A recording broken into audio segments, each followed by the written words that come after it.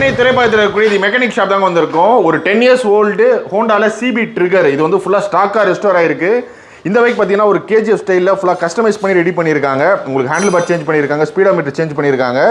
யூஸ்வலாக பார்த்தீங்கன்னா CP trigger பைக்கில் அலாய்ஸ் வரும். இதில் வந்து யூனிகானோட ஸ்போக்ஸ் 17 18 inch வந்து அப்கிரேட் பண்ணியிருக்காங்க. 18 inch ரிம்மு. அதேமாதிரி ஃப்ரண்ட் அண்ட் ரியர் பார்த்தீங்கன்னா பட்டன் டைஸ் கொடுத்துருக்காங்க. ஹெட்லைட் சேஞ்ச் பண்ணியிருக்காங்க.